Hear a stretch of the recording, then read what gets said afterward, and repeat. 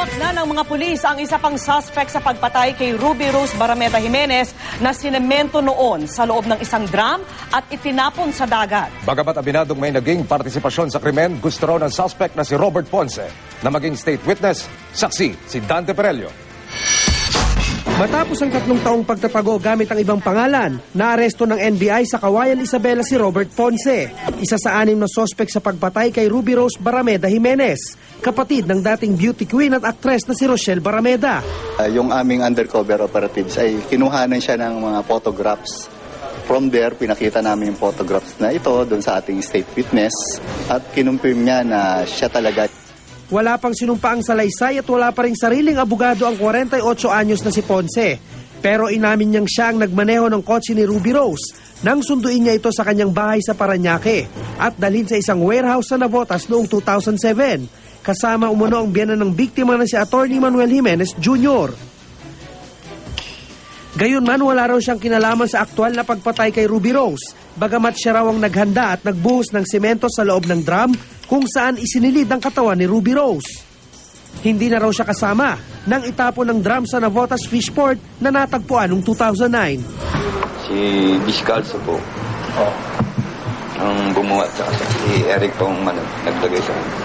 Basta kami po naghahalo ng simento. Tapos mo? Nilagyan na po sa simento, sa drum po.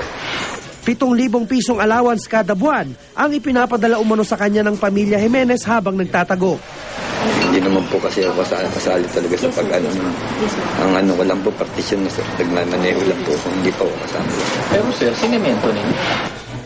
Sa pagharap nila ng pamilya ni Ruby Rose kanina, sinabi niyang gusto raw niyang maging state witness. Mixed emotion. Hindi ko alam kung ano ba yung nararamdaman.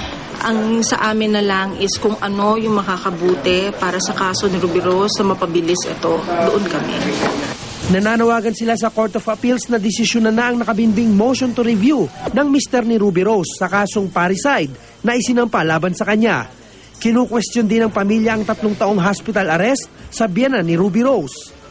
Nahaharap ang mag-ama sa kasong parricide at murder. Si Attorney Jimenez, napakasarap ng buhay sa ospital na hindi namin alam kung siya ba talaga yung Attorney Manuel Jimenez na suspect dito. Kasi nga, hindi rin kami allowed na makita siya. Marami kaming information na nakukuha na hindi naman siya yung nandun sa loob. Wala pang tugon ng pamilya Jimenez sa bagong development sa kaso, bagamat dati na nilang itinanggi ang papel sa krimen. Ako si Dante Perello, ang inyong saksi.